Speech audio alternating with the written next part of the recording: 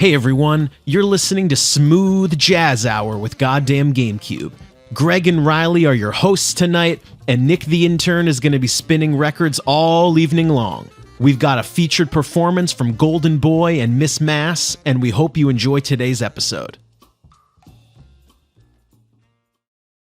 Hello everyone, and welcome back to another episode of Goddamn Gamecube. Greg and Riley are your hosts today. Nick the Intern is here as well.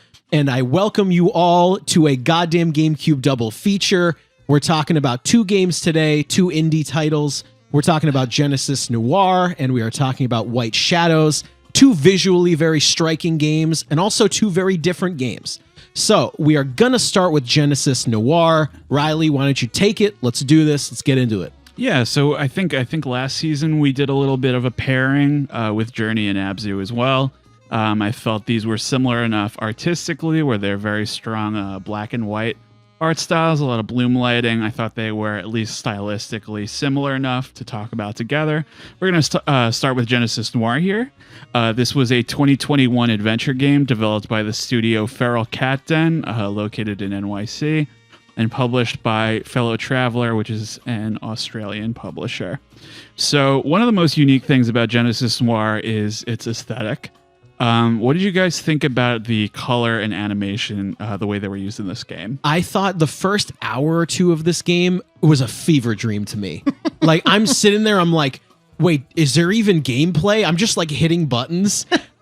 Nick, I was going to bring up this anecdote later, but I'm going to start with it. Something really funny so this is really cute. Nick and I actually played through this game together. I think it was on Christmas Day. Quote unquote co-op. Yep, quote unquote co-op side by side. And this game I felt was so visually overwhelming that I said to Nick, like, I'm laying on the couch, like fucking flatlined. Like my brain is like pouring out of my ears. And like I'm playing and Nick is like analyzing the story beats. And Nick looks over at me and I'm just like toast on the couch. Well, this was like these were some of the hardest notes for me to construct in terms of my pre-release research. I think for me it's the animation and like the presentation was definitely the most fully realized aspect. I've never seen a game look like this before. To me, it reminded me of like weird, like European animation a little bit. What I also said to Nick when we were doing this side by side was, how do you even direct this? Like there in the first, maybe hour or two, there is so much hitting you in the face, and it seems so, I don't want to say disorganized because it's very intentional. Yeah. But how do you even organize scenes like this? I have no idea. I don't know. It's crazy. I mean, so there's a lot of like kind of abstract, surrealist objects rearranging themselves and melting into other objects. Yep. You're kind of it's just to like, you have the artistic comparison of one thing is like another thing. There's a lot of deep black, navy, or gray, sort of punctuated by the white bloom lighting, and some gold accents to sort of marry the cosmic with the noir. As far as I'm concerned, Nick, you want to say a few words? Yeah, I think the art really did a great job at pulling you, like the royal you, into this game. The like, royal you. Yeah. Like, you know what I mean? Because like it's a very simple premise to start, but the game is so visually striking that you want to keep moving and you want to see what happens next, just because you want to see how they've depicted the coming sections, right? Like the first couple hours, I would say the first 10 minutes of the game, like I'm locked in. This game looks awesome. It's like I have no idea what I'm doing, but I'm locked in. Right. It's gorgeous. I want to say it's like a bold statement. This might be one of, if not the best looking game, artistic style wise, I've ever played. It's very cool looking. Yeah, cool. It's up there. Yeah. So my next question, in the words of the protagonist of B-Movie, do you like jazz? Do you like jazz, gentlemen? I mean, my answer to that is no. Okay. Oh my God. Why? Because you know what? I didn't. Crazy? I purposely like did not look at any of your notes or preparation for this because I wanted it to be a surprise. Yeah.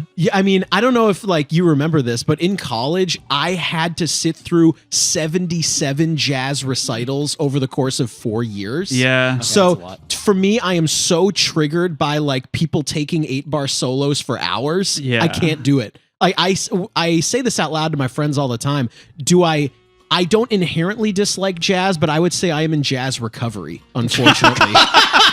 And I'm serious. No, I see. That's why I dropped out, man. Like it was gonna ruin it for me. So my answer is I'm not a jazz head personally, but I am generally a fan of what I hear. I feel like I can't really be. There's certain genres of music that I don't feel like I can be very discerning with. Like it all sounds like jazz to me. Mm-hmm. I really enjoy the jazz in this game. I think in general, I like a sort of a smooth background jazz versus something more bombastic. You mean like bebop or something that would be harder to listen to? Well, the stuff that they're playing in fancy restaurants versus, the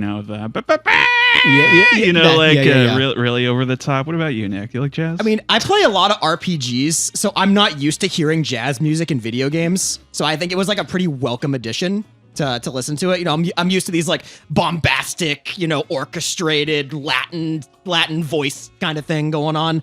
But I liked it a lot, actually. I like the backing tracks of this game. You know what it is? I think this is going to sound so obvious, but I think the aesthetic of 1940s jazz and the way everyone is dressed in this game is cooler to me than the act. I'm not about to say jazz isn't cool, but I'm a music theory guy. I like what jazz has done for the foundation of music, but I am not going to listen to it. I'm out. I'm sorry if that's not the answer you want. Greg is out on jazz. I'm out 100%. Miles Davis, eat your heart out, man. Yeah. Oh my God. Okay. So this game has fairly limited interactivity. Did this bother you at all? Only toward the end, I think. At the beginning, I was able to, I'm just, I have simple gameplay, mostly, I don't know, what you call it, point and click, some running around, kind of how I describe It's the like gameplay. very loose point and click. Yeah, mostly puzzle solving.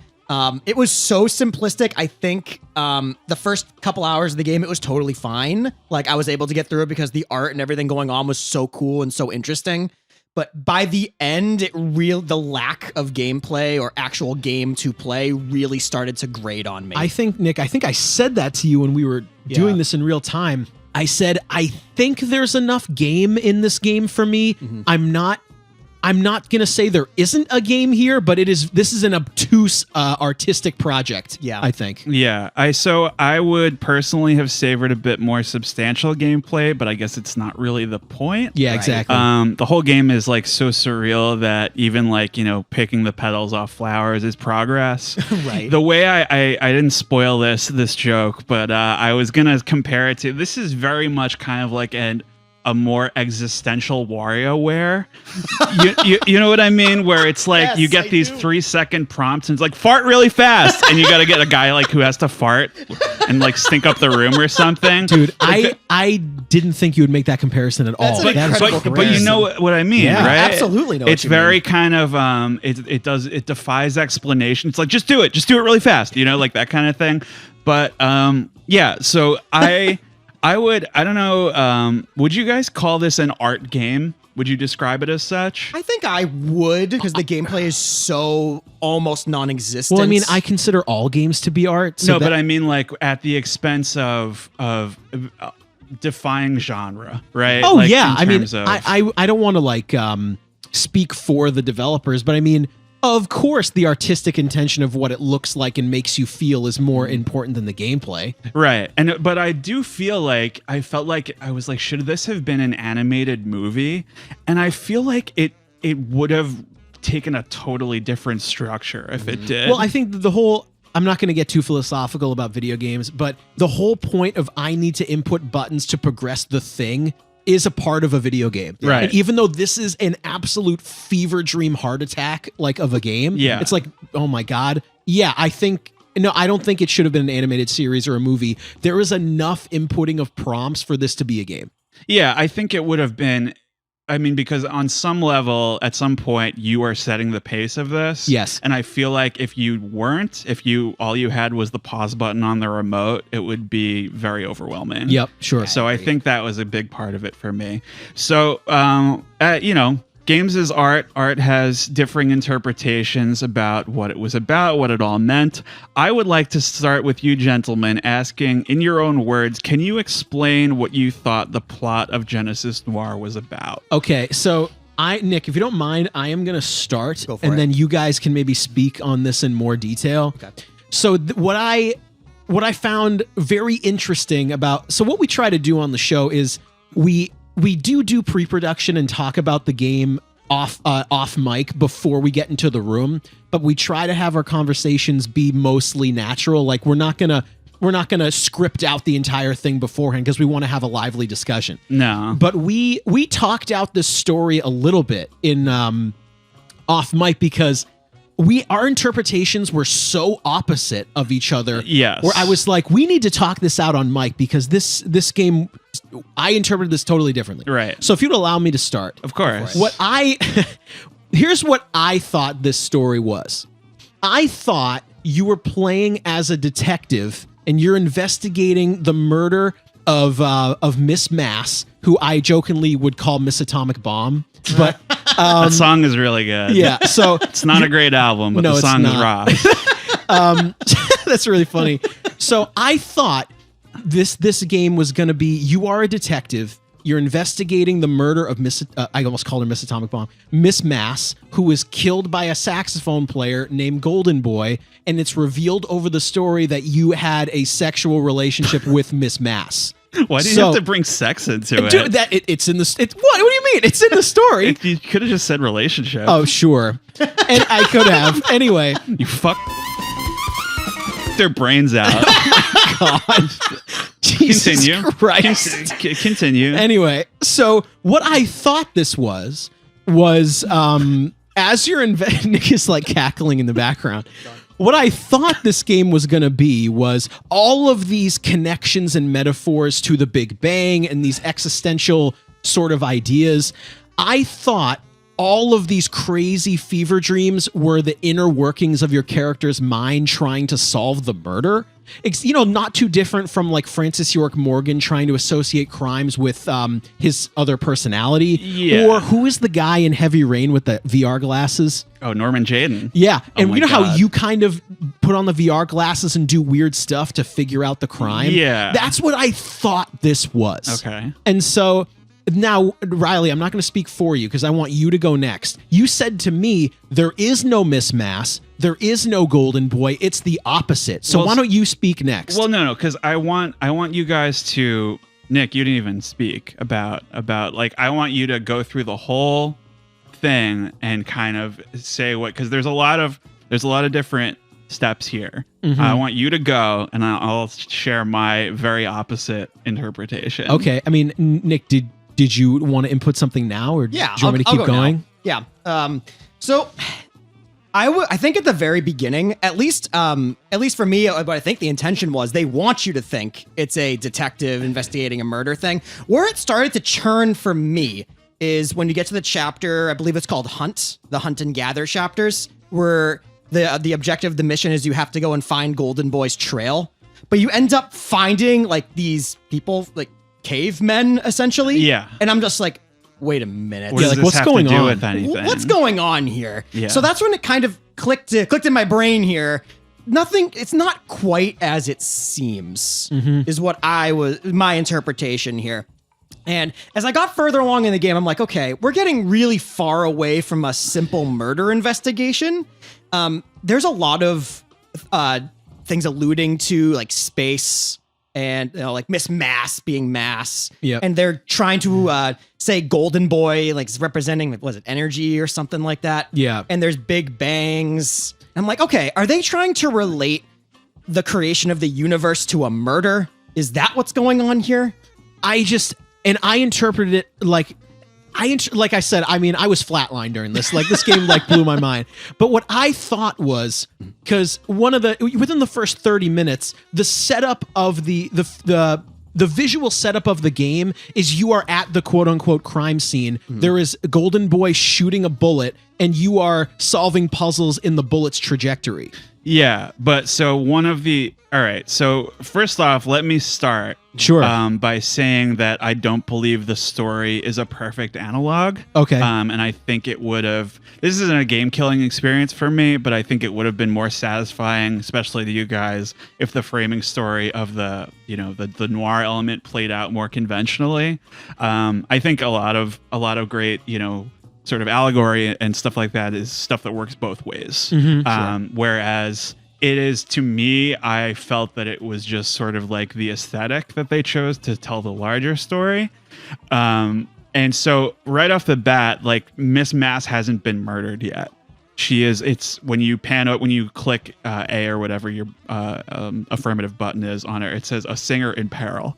So you're trying to prevent her from being shot, and you're trying to prevent the Big Bang from, like, which is his Golden Boy's gunshot is labeled as the Big Bang, right?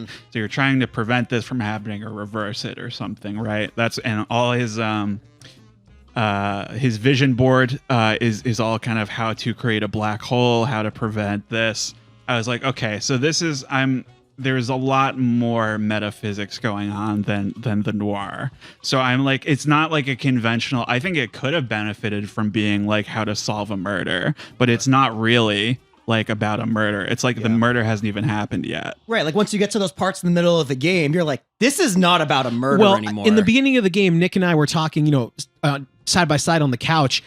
Has the murder happened, or are you walking in as like, have they set you up where it has just happened and you're walking in on the body, or are you envisioning what could happen and how do you stop it? That's what I was toying with the whole time. So I think so. Basically, I had sort of a loose grasp on all these concepts to begin with, but I did a lot of kind of research on their actual physicists. If any are listening, please bear with me as I butcher these concepts. So let me read on the website the description of the game. A love triangle gone askew as cosmic beings quarrel in the dark nether of pre-creation. Confrontation and a shot fired. A Big Bang. The birth of the universe, an expanding force of destruction. The Earth, a fragment of shrapnel hurtling towards the fragile heart of a god. Can you find a way to stop the Big Bang and save her? That's what they have on the website. So I took this literally. I was looking up some of their design influences were this Italian author, Italo Calvino, his book Cosmic Comics, which is a compendium of romanticized tales based around the laws of physics as they were known when the book was released, which was 1965.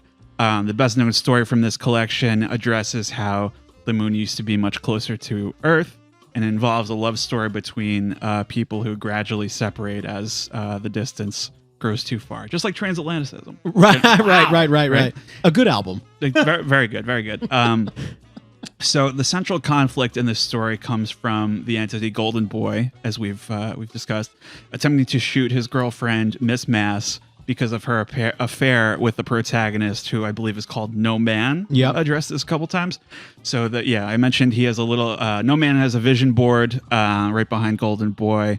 And you're kind of, over the course of the game, collecting these little spirals they're supposed to look like watch parts, I believe. They kind of resemble his hair, Golden Boy's hair too, right? So we got to talk about the Big Bang first and foremost. Mm-hmm. So the Big Bang Theory, it was a show that ran for 12 seasons at CBS. And it is also a set of models used by cosmologists to describe the expansion of the universe. Sure. I'm sure you've heard of this.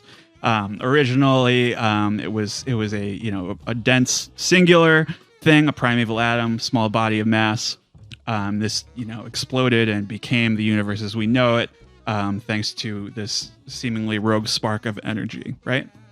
I believe this is, I'm sure we all read the Wikipedia page, right? That there was, I think this is cited by a reviewer who believes that Golden Boy represents energy. I think he does definitely represent that spark and is, for all intents and purposes, God. I think Golden Boy is God. His hair is also in the shape of the little spirals you collect, known as the Fibonacci spiral, also known as the golden spiral.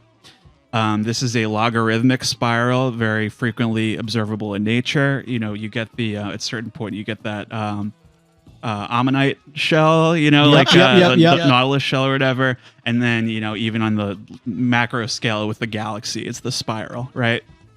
Both of these appear as visual metaphors in the game, right? The spiral is also the shape of these watch pieces, which lack a golden touch. That's what they say.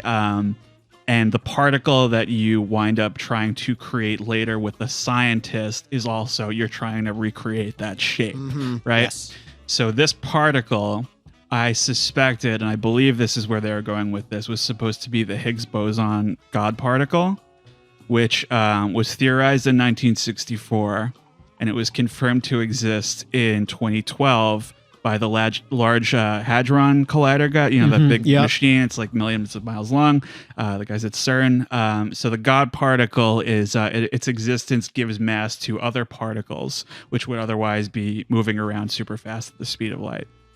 So sort of as the icing on the cake of this allegory here, the spiral imagery is also shared by Golden Boy Saxophone. It also kind of does that little curl. Okay. So I think what they were getting at was that the improvisational nature of the sax solo and jazz in general was a parallel for the, kind of improvisational or unpredictable growth pattern of nature, right? Like it's just like, because there's a lot of that sort of mercurial imagery, like it's unpredictable. It's all my brain is melting out of my ears again. But yes, I think your theory holds water. Keep going. Okay.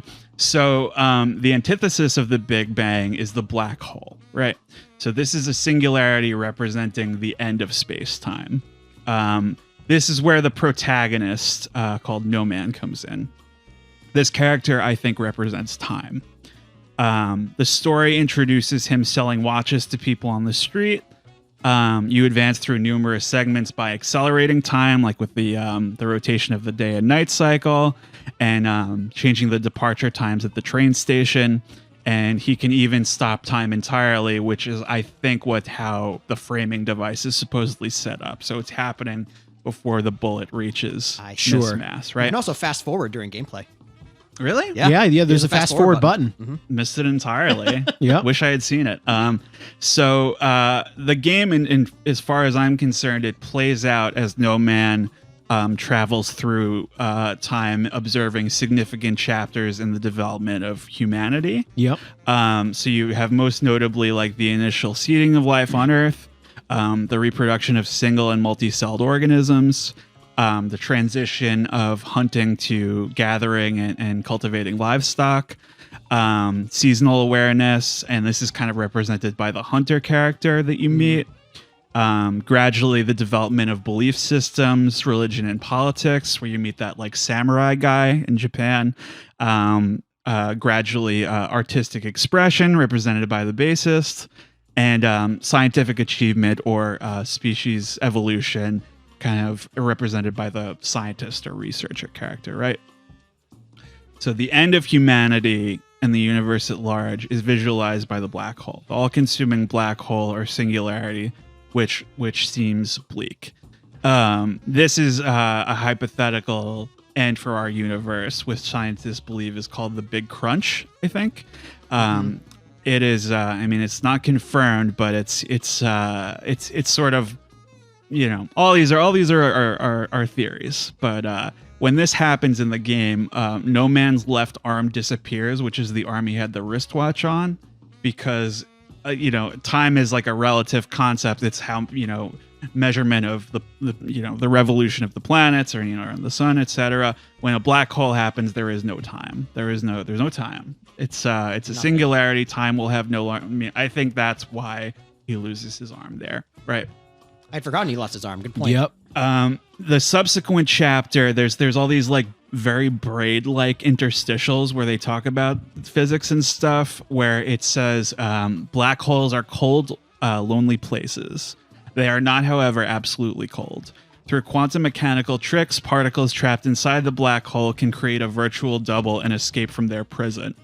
This process, known as Hawking radiation, predicts that even the most massive of black holes will one day evaporate into nothingness.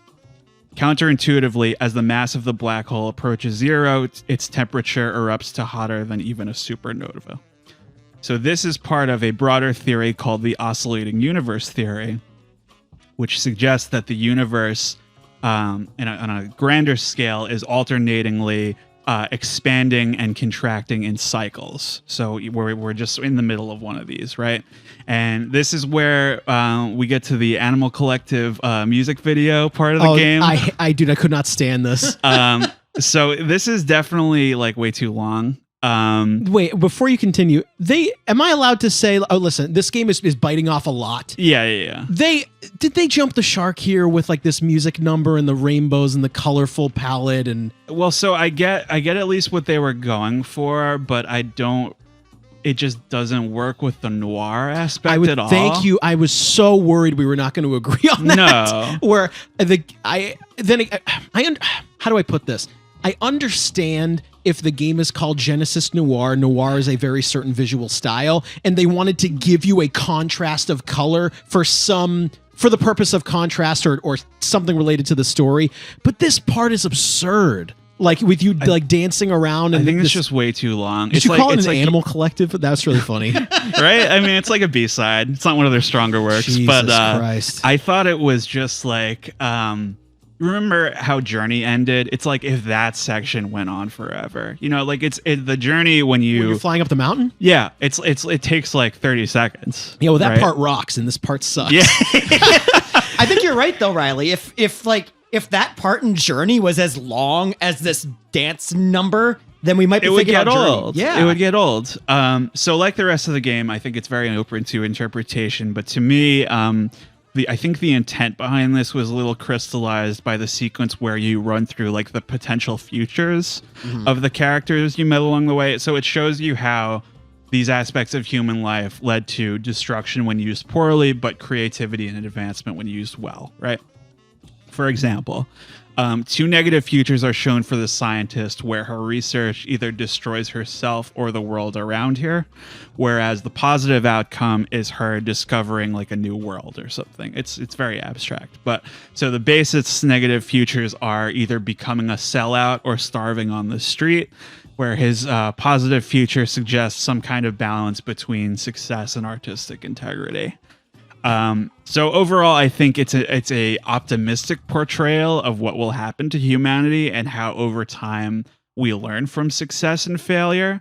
I think the animal collective part seems to suggest that despite the cyclical nature of the universe, we'll still take something away from our failures. We'll still learn from them a little bit and improve life. And so I think what they were getting at is by adding voice and color and order to the music, that is it's sort of I don't know, because I mean it's good for you because you hate jazz, but in terms of like it's giving like the music is up until this point it's very disorderly, and now it's I think I think you just articulated it better than me. I understand why they had the contrast section for their bigger idea of their hope for humanity, right? But I think I don't know about you guys. Perhaps I'm just like. Maybe I'm just being too petty.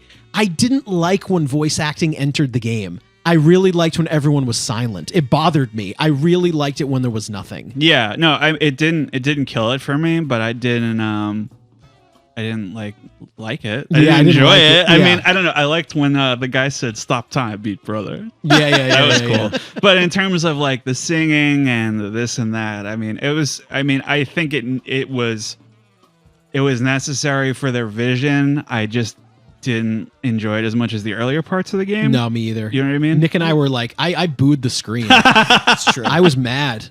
Yeah, I think this might be like a weird thing for me to say, but it wasn't the song. It wasn't the contrast. It wasn't all of that killed that for me. It was just the lack thereof of gameplay, that you're just repeating the same puzzles you already did. You're flying in a circle, filling in stuff. I'm just like, this needs to be over. Don't you think you could have just gone through a door of color to show this? You didn't need to do this. Yeah, well, I thought the game was going to be over like an hour before it actually ended. Yeah. That's the thing. This part really killed my interest in what was going to happen the rest of the game. Well, I kept I don't know. I kept looking for I was like, what's going to be like sort of the pin they put on this whole thing? You know, what was all this? So I think it's, for me, it's a very thoughtful game. But the one aspect I'm having difficulty with is Miss Mass's role in this metaphor. Mm-hmm. Look, we all love her. She's really attractive. We love Miss Mass. Miss Atomic Bomb. She's we really love her. Hot. Yeah. That's right. Yep. But if the metaphor made sense, then the Big Bang would be Golden Boy's bullet. passing through her, and then we follow the cosmic trail of history as it passes through the other side of her body. You know what I mean? Like, So you mean like it should have, the place where the character shows up should have been when the bullet is already through her. and then you follow the Afterward. trail after it goes, I see. because Yeah. the Big Bang is where energy and mass collide, right? Yes. So I was Do like, you think they missed the main point? no, I think they just, I'm not saying, I'm sure that they thought a lot of this stuff through. I just think that this particular aspect, if it made more mechanical sense, I Yeah. would like it better. They Yeah. may have also added it to just give a little bit of incentive to the player, like, okay, let's stop the bullet from happening instead of showing Yeah. it already happened. They may have tried to play off artistic versus scientific. And Well, I suppose. think they also like, because I think it should be obvious that I took this game too literally, like when I played it. And I think they probably pulled at my heartstrings more successfully than other people, where I said, okay, are we trying to stop this murder from happening? Are we trying to just investigate Golden Boy and find him? But that's what I mean. That's probably why they didn't show the bullet Yes. having already struck her. Yeah. So they give you some hope that you can stop it. it kind of relates back to what Riley said. If you do both pieces absolutely right, the allegory makes sense for whichever interpretation you want to believe. Right, sure. So it could have been an investigation. It could have been saving her. It could have also been the creation of the universe, that sort of thing. Yeah. Yeah. It's like there's this movie called Mother, which is about like the beginning of, it's kind of similar, where it's like the genesis of life on Earth, and it's like all metaphor. And you really like, I mean, that's cool, but it would mean a lot more if you had something to relate to on a personal right. level. And that's why the Miss Mass murder, Plot is murder, Yeah. quote, air quotes. Yeah. Is there, Yes. I guess, Yeah. right? No, so Golden Boy rocks. This is getting into my final thoughts here. I like how Golden Boy is very kind of unapproachable and dismissive of you almost. He's like winking at you. He's like I like the dynamic between the characters, but you don't see much of him as it goes on. I actually, I'm glad you say that. I really liked the dynamic between Golden Boy and No Man, right? Because it almost feels like they get a little closer as it goes on, right? Because you kind of listen to him play a little solo at one point. Well, I and like clap that for him. Yeah, it's like starts out as adversarial or envious, and then you kind of have no choice but to respect him. Right. Kind of neat. Okay, so would you guys recommend this game, and if so, to whom? That's a great question. I need to be very open about this. The first 3 or 4 hours, I said to Nick, is this an A? Is this one of the best games I've ever played? Then when you get to the musical number, I said, Never mind. never mind. I think sometimes this happens to me on goddamn GameCube, where discussing a game with you guys in the room makes me like it a little bit more. I think I would recommend this game to everyone because I have just never seen something like it. Yeah. Even if I was laughing, cheering, and booing, like at some Well, points. you get the full You spectrum. really get the that, full yeah. spectrum. Nick, I mean, I would recommend it purely because it's so unique. Yes, Nick. Yeah, I mean, I think it's hard not to recommend a game like this because it's so unique. You know, I've never seen an art style like this before, and I think the game should have been a little shorter, but it's hard not to recommend a game that's only a few hours long. Yeah. So I think I would recommend it. Right. Yeah, so despite how much it makes my head spin to think about it, I do think it's a really unique game. I think it's worth experiencing yourself if you like abstract art games, so you can come up with your own interpretation. We obviously all had different takes on it. I'm giving this game a B. I don't know what do you guys Nick, think? go ahead. You know, I'm agreeing with Riley on this one. I have it in here. I'm rating this game a B. I felt the art was like some of the best I've ever seen, but I needed more from the gameplay to make it more than a B. That's tricky. I have no idea. This is so hard. I feel like my heartstrings going in different directions. Yeah. Nick, when we were sitting there, I said, this is an A. When Animal Collective started playing, I said, this game is an F. Like, I hated this. But now discussing it with you guys, and also Riley, you explaining the allegory of the game and all of these physics concepts, I almost wish someone was doing that with me side by side. We should play these together from now. But no, I mean, so that's just like the reviewer we were talking about earlier had a totally different that was just what I took away from No, it. I think what I'm saying is I think you made the game more palatable for me. Okay. Like you explaining that. But before I give my grade, I thought I was just kind of seeing, is it what do you call No Man? No Man, yeah. I thought this was No Man has a crush on Miss Mass. Miss Mass is with Golden Boy, who's in the band. they actually had a relationship together, and it was more of a love story. But hearing you guys say this, I'm like, wow, I'm stupid. I don't think you're stupid, though, because Yeah. I think that interpretation is totally valid. That's what Yeah. it presents to you, right? Okay, you know what? I don't want to drag this out anymore. C+, I'm done. Okay. That's it. All right, that's good. Do you have any other thoughts, or should we move on? I think so. I just wanted to address, I think both of these games, before we get into White Shadows here, I think I saw both of these initially posted on the R Games subreddit, which is, it's not a great place, but it's I hear more about unique or interesting games there than most other places. And I think wasn't Genesis Noir was a Xbox it's on Game Pass. That's how I played it. Yeah. So I mean, I like at least that it's these games they're kind of in the ether. They're discoverable. Yeah, exactly. So that's kind of cool about it. Now we're going to move on to White Shadows. Let's do it. Yeah. So what I want to say about this first, right off the bat, this game is very scary. And I want to say this too. When you recommended, this is Riley's recommendation, that we played White Shadows along with Genesis Noir, and I knew nothing about this. I had never heard of it, and it's one of these games where after I played it, I said, I don't want to say mad. I am so disappointed that no one has played this. No one's reviewed this.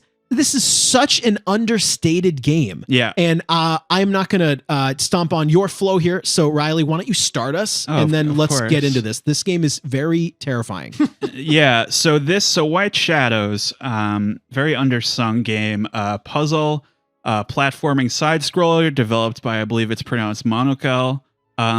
And published by Thunderful Publishing in 2021. I want to say a brief note. I was like watching the credits roll in this game, and I saw they show the photo of the team at the end. I said, like, wow, 8 people and a dog, and 1,000 people can't make a decent Halo game. Like, Dude, oh my God. That's probably the best quote about this. Like, I remember you saying in the chat, wow, a team of 8 people and a dog made something like this. It's so fucking, like, compared to so many other games we've covered recently, it's so much more memorable, and it's like 8 people. Like, dude, 1,000 people made Halo Infinite, and it's fucking that, huh? Amazing. Anyway. Yeah, so just for perspective, small team. This game is set in a very brutally dystopian, I don't know if you'd call it, you remember the Breaking Bad Kafka-esque? Yeah. It's very mysterious, kind of interminable factory kind of world, where these anthropomorphic animals sort of compete and crush each other for... I feel like it's intentionally nebulous, but this form of like electric light that they live off of. I thought this was a factory that is making a certain substance and animals are being abused to make it. Right. That's what I thought this was. Yeah. So what did you guys think of this game's art style and the meaning behind the title of White Shadows? Sure. So, this is another funny anecdote. Nick and I also played this side by side. Quote unquote co-op. Yeah. Quote unquote co-op. And I remember I was just calling the character Birdman the whole time because I had no idea what was going on. Yeah. And you asked me about the aesthetic. Why is it called this? So I think it was called this because the game is also in black and white, but there's a lot of like, I don't want to call it strobe lighting, but there's a lot of like, as if a room was completely dark and you're always spotlighted with something blinding. Yeah. That's what I thought. A lot of, for a black and white game, you don't really miss the color that much. I think it definitely works in the game's favor. The only really, I think, supposed to be natural light source is above the entire factory complex, which figures prominently later, but I'm not really sure if there was more to it. I found out that so this is a German team, and there was a 1950s movie called White Shadows, because I was looking up information about this game and I couldn't find anything. Mm-hmm. So there was a movie called White Shadows. I don't know if it had anything to do with it.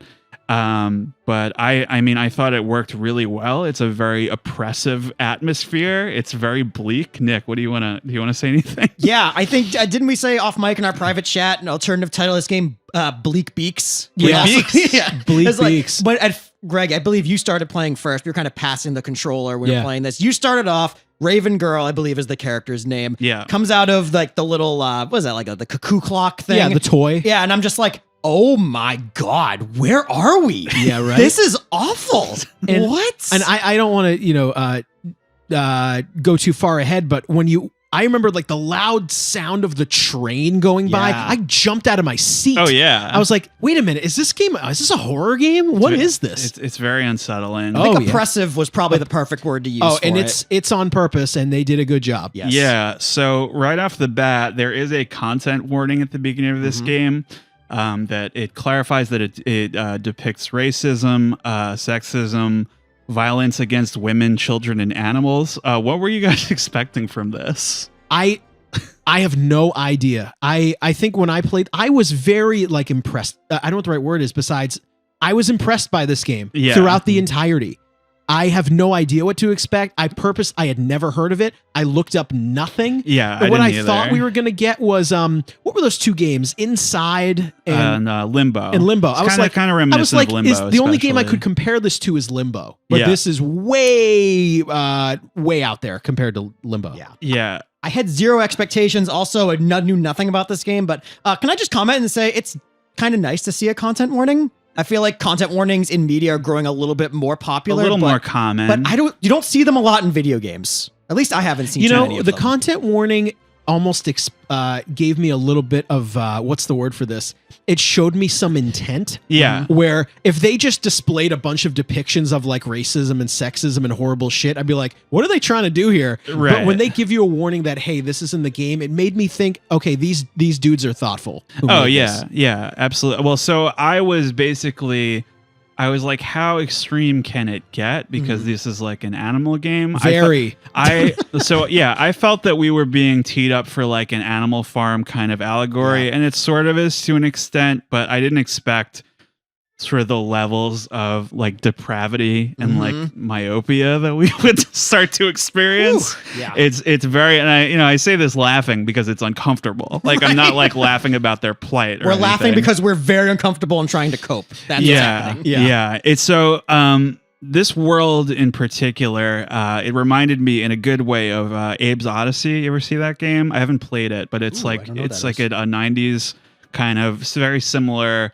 in a factory setting. There's sort of a stratified social structure. There's a lot of big signage around. It's very ironic.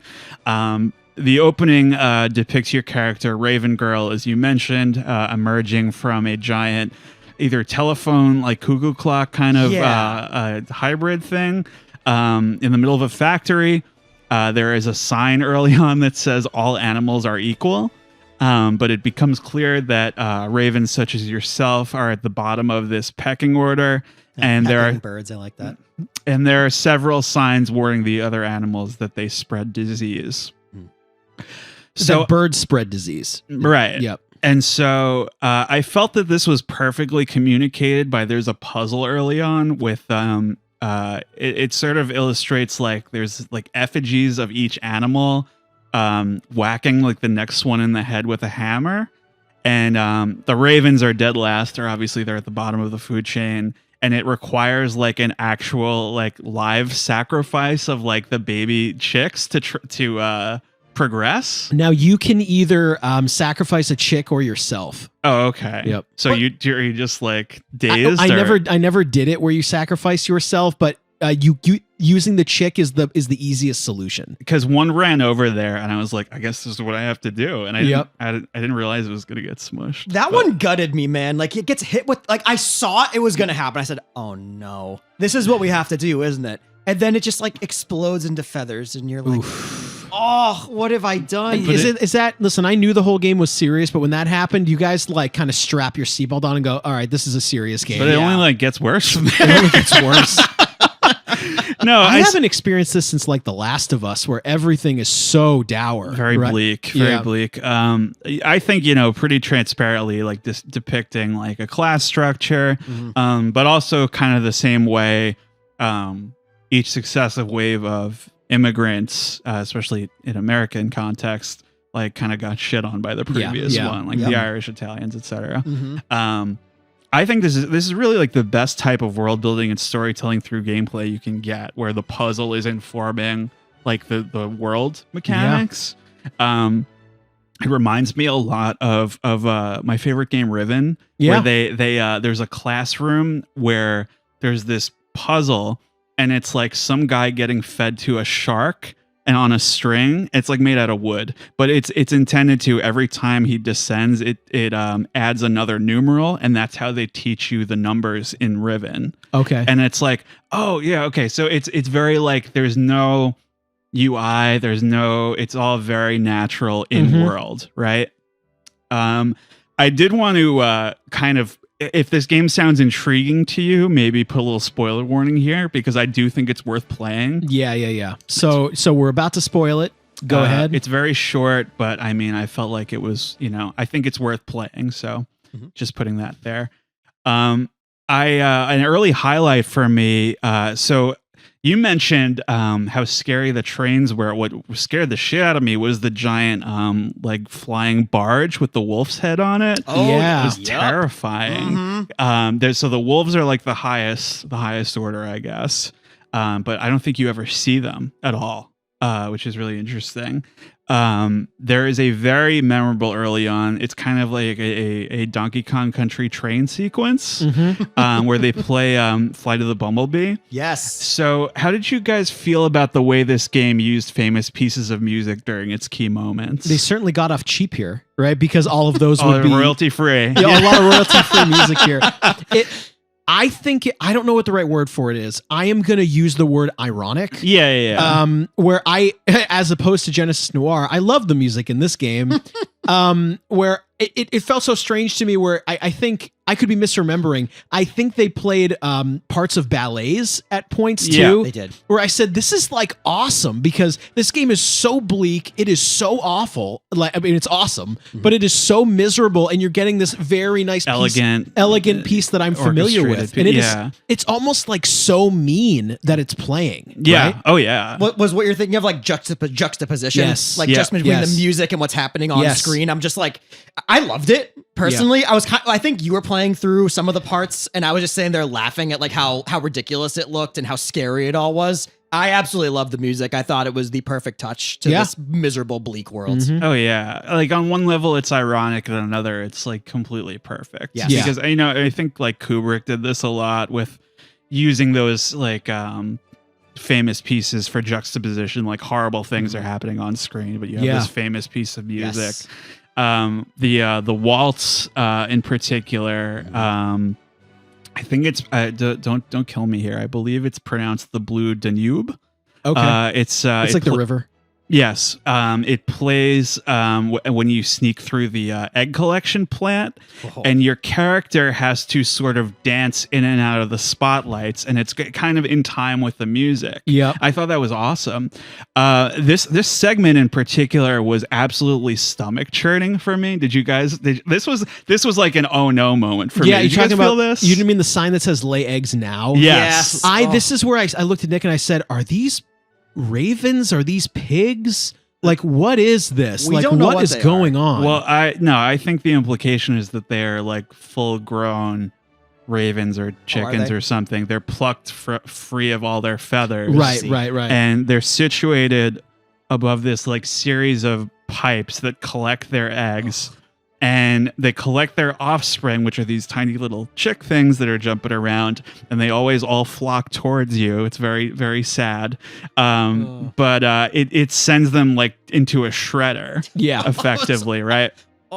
And I think is the implication in the story that this is their being drained of their life force to keep the machines turning? I think what they're implying is that they are either massacring these chicks to help make the battery product that they make, or it's helping keeping the factory going, but it's a little bit ambiguous about what's happening. Yeah, there's no there's no dialogue in this one either. So it's all signage and implication. Yep. I agree. I think they keep some of the fully grown, like they let some of the chicks get fully grown so they can use them for eggs, but essentially it's they lay the eggs, get the chicks go into either the shredder or they go somewhere else to become the battery power. Yeah, right. That's basically what it is. It's as bleak as it sounds. I can't believe like the PETA didn't try to stop this one.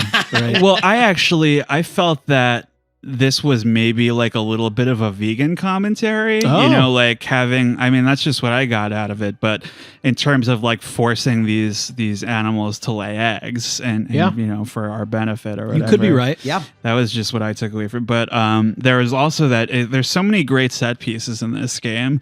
And one of the other really memorable ones is when you have to use the other chicks as like cover. When there's like these rat guards that are like shooting lasers at you, and you have to, I mean, it's terrible, but it's also kind of funny because they're just getting like blown away and you need to use them to progress. That was the second or third part of this game where I went, oh, do I have to? Yep, I got to use them as a shield. Yeah, Okay, you had let's the go. controller in your hands, Nick, at this point, Oh. where you had to use the chicks as a shield so you don't get killed. I was like, no, please. Well, I know. it's very like, I mean, it's representative of these awful times in histories and like the terrible things you would need to do to survive, and it's kind of, I think, calling back to that. Yeah. So the next big set piece, probably when Raven Girl gets trapped and brought out to perform in Fun World. Oh, this is so great. It's a game show. How did you guys feel about this segment, and what did you think it sort of represented? Okay, so I have a fantastic experience with Fun World because I didn't play it at all. I watched Greg play Fun World and watched him get annihilated by blades, flame. This and was it very funny. And falling off the edge. It was extremely funny for me. I got my comeuppance way later, but it was very entertaining for me to watch Greg do this section. I thought the set itself was awesome. Like you're performing in front of a crowd. Yeah. I and thought it's that was almost like it was on fantastic. television too. Yes. Yeah. Yeah, and I believe think like, when you win a game over, it gives you a message, like a game over screen, like the only good bird is a dead bird or something. Yeah. And then you restart again. Yeah. So I'm like, it's like they plan the show, quote unquote, for you to die, and they show that message to all the viewers when you do get a game over. Right. But this is probably one of, if not my favorite set piece. It's in the also entire very game. unique too. Yeah, I mean, so the game as a whole is not super challenging, but I feel like this was definitely one of the tougher parts for me. Yeah, for sure. There was essentially like, so the way it goes down is there's a big sort of like Cuphead boss in the Yes. middle of it. Yeah, that's a good way to It's big. describe it. It's big, sort of robotic. I think it has a wolf's head, right? Yes. And it's kind of trying to crush you and burn you and cut you up. It's crazy because like even when you win, the giant robotic hand like very patronizingly like pats you on the head, and then good job. and then you get sent all the way back down to the lower levels, right? Oh, this is like demoralizing, right? You it's- get all the way up to the movie set and then they toss you all the way down. I think so. The point that I was eliciting from this, it's kind of like their version of like minstrelsy, or like oh, we'll respect you enough to be like a performing monkey, but then we're gonna put you in your place. You know? That's a really good way to talk to about send that. you Yeah. all the way back down. So following this, Raven Girl discovers Bird Town, which is a civilization of other ravens or birds who have survived but failed to escape. And another nice detail I wanted to point out here is that if you miss a jump, like they'll all laugh at you. So there's no sense of camaraderie even amongst your own people. They're all just like mocking you. It's incredible. This is the part where I think Greg got his payback for me laughing at him dying all those times in Fun World. I got my absolute ass handed to me here In this Tin part of the Town or game. whatever? Bird Town. Yeah, Tin Town, Bird Town, yeah. Where if you're watching on YouTube, we'll have the gameplay clips of me dying like 50 to 100 times on this part. All the other ones laughing at you. It was great. I loved it. So, Raven Girl meets an older one, potentially her mother or a like motherly figure, and is shown a dramatization of how the world became this way, and potentially how like her own origin story, which I thought was very creative. What is unclear to me in this point, maybe you guys can help me, is if so. The way they demonstrate this is that the mother releases an egg into the pipes as like a dramatization of what happens above, right? And I couldn't tell if what she is doing here is she is giving birth to one of like the rebel ravens, or is it just representing what happens on the surface where an egg will fall down into the pipes and there will be one chick that is smart enough to not jump into the shredder. Did you feel that way? Were you confused by that? Yeah, I think my interpretation is very, very similar to yours, that her intention was, yes, I'm going to play the role of I'm going to lay eggs for them because they want me to, but with the hope that one of the chicks that comes from these eggs is smart enough And or clever enough. That's you, right? And that's you. That's how Raven Girl happens. Well, but yeah, but I wasn't sure at that because you play as the chick that is born from the egg, and I wasn't sure if that was like the next one or it was your I origin thought this was story. the story of you. Okay, I took it that way as well. Where It's like, the story of I birthed you. We've been waiting for you to find us. Yeah. Like Right. you're like the savior bird. well, Essentially. it was so basically. It's one of those things where all the other little chicks are jumping right into the shredder, and you are the only one who goes the opposite way. And it's one of those, big fish gets big by never being caught kind of things. It's just there's every now and then you get this one remarkable person, I guess. Can I say the place you sit is very funny? They call it VIB for very important Very important bird. which I Very thought was very important funny. bird. Can I say one thing about this section? Yeah. This was like the one part of the game that didn't work for me. Okay. Sitting down and watching the play. I thought they did such a great job at conveying what was going on through like signs in the background, through the platforming gameplay, that to have an info dump section right here, I was like, did they really need to do that? Right. Could they have shown this in another way? I know you got to do it somehow, and this is one way to do it. I'm sure this was an internal debate they had between the team. How do we show this? Do we do it this way? Do we try and make the game a little longer? I'm sure they talked about it. It just sitting down watching play, It's a little like cliche just of didn't work for me. Yeah. Well, and when we were first cast down here, and I don't know if I had my druthers, maybe it would be a different way of portraying it. But I did think it was really good the way that they showed your character's origin story, or at least a potential origin for that Of how it would happen. Yeah. Because you wind up all the way back in the phone or the cuckoo clock, and then it kind of brings you back to reality or whatever, right? So at this point, Raven Girl is led to this apparatus that gives her wings, and you are able to fly back up. I wish this sequence was like a little bit longer, maybe, where you fly all the way back up to the top of the factory. And you need to fly in the shape of an infinity symbol before you are granted access to this waiting room area.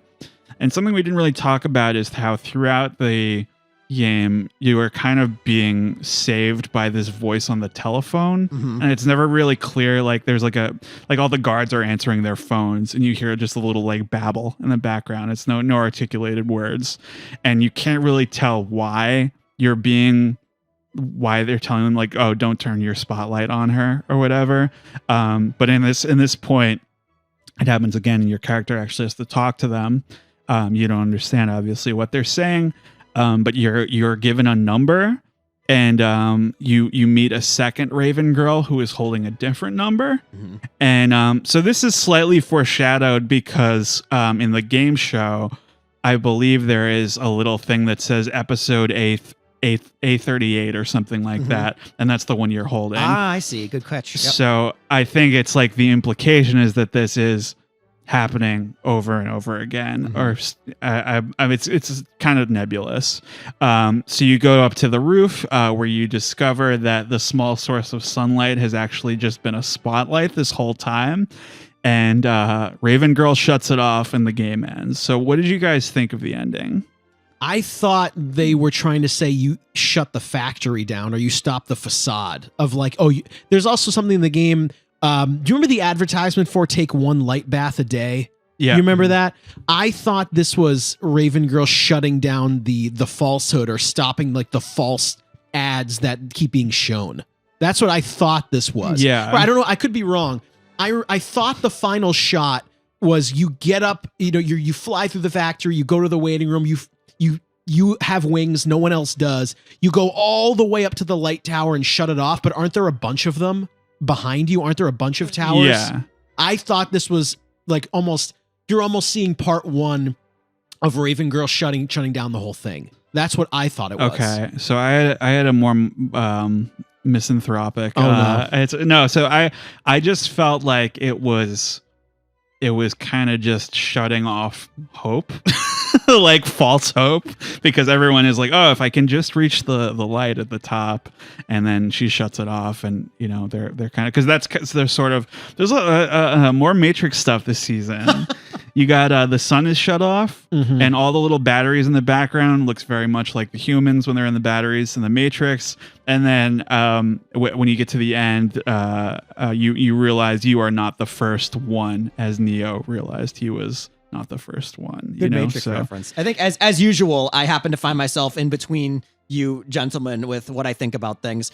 I had like one part of me says, yes, there is the very literal aspect of, yes, you shut the light off. You're stopping this from happening. I'm not sure who's talking to you on the phone, but that's what I was curious, like who's letting this happen? Right. Someone up above is telling you, hey, you have to do this. We have to put a stop to this. Or we're going to let you get to for what end? Right. It's interesting. Right. And I do think there is that aspect of, but if I do shut this light off, it's going to prevent others from coming up here because there will be no light to go to.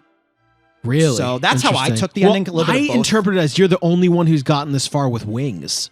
So you are capable of stopping this. Yeah, but you meet the other one in there. Does the other one have wings? I think so, right? Yeah, I think they'd have to. Okay, right, to they'd get up have there. to. Yeah, to get up there. But yeah, I think there's definitely more than one Raven girl. I mean, not that this harmed the story in any way. I ended it and I was like, wow, that was fucking grim. I thought that too. I was like, it was not a happy ending. No, definitely not happy. I thought it was. Really? Oh, shit. I thought like I said, I thought it was, you're the only one who's been able to get this far. This isn't the only one, but you are capable of stopping it. Greg, for once on this show, you are the lone optimistic You're the one. optimist. That's wow. Right. Just like in real life. Wow. Mr. Brightside himself. Yeah. Wow. Right? But yeah, I can see how you'd come to that, I though. mean, where, it's totally up to interpretation. Yeah, which I think is like a beautiful thing about this game, right? Because shutting off that light, you did complete the journey. As the Raven Girl did it. You did get there. It's triumphant. As far as anyone could get. Yeah, triumphant in a way. You did make it. Yeah. So, gang, would you recommend White Shadows? Absolutely. 100%. Yes. I thought this game was incredible. I would absolutely recommend it as well. Yeah, I would recommend this game specifically to fans of short, more art-oriented games. I think it took me 3 hours. I saw a YouTube playthrough that was, I believe, an hour and a half. So just so you know, getting in, if money is a factor there, I believe this team definitely deserves everyone's support. There is not a lot to the gameplay here, but there doesn't really need to be. I drew some comparisons earlier, but I want to make it clear that's sort of just, in terms of for fans of other stuff. I don't mean to demean it in any way. I think artistically, it definitely transcends those influences, like Donkey Kong Country and Oddworld and Limbo and all that stuff. Definitely one of the most unique games I've played in a long time. I'm going to give this one an A-. Nick, do you have a grade? Let me go first. Okay, so I think there's just enough gameplay here for me to really recommend you getting into it. As unlike Genesis Noir, where I was really disappointed with the lack of gameplay, I think the amount of gameplay in White Shadows was pretty spot on, and the game wasn't too long that it felt like it was dragging. So like Riley said, this game takes you about 2 to 3 hours. No clutter. Very simple. Nope. But yeah, I really like this game. I thought it was awesome. I'm agreeing with Riley on this show, on this episode. I'm giving this an A- as well. I think, this is A- all around. I think this is a trio of A-. I almost said A. I was right there. I mean, what is holding it back? I think for me, it's if it was tiny bit more substantial, I think after the game show, it might take a little bit of a dive. But what I think is the gameplay is so limited. Yeah. I don't think that's a problem. It was so limited, but I did find myself saying too many times, what do you do? There was a puzzle where I'm like, oh, you can open the lid? Right. Why is it taking me hours to figure this out? It was awesome. I am so tempted to give it an A. I feel like if I was in the right emotional state and I was passionate, I'd be like, fuck you, it's an A. You know what's great? It also commits to the tone and never really wavers from it ever. I think A- all around. Yeah. Do you have any other thoughts or should we wrap? That's it. I've really these are two of the most interesting games that we've played all season. I would recommend either of them much more than Horizon Forbidden West. And thank you for your time. Yeah. So yeah, thank you guys for listening, and that's gonna do it for this double feature on Goddamn GameCube. Thanks.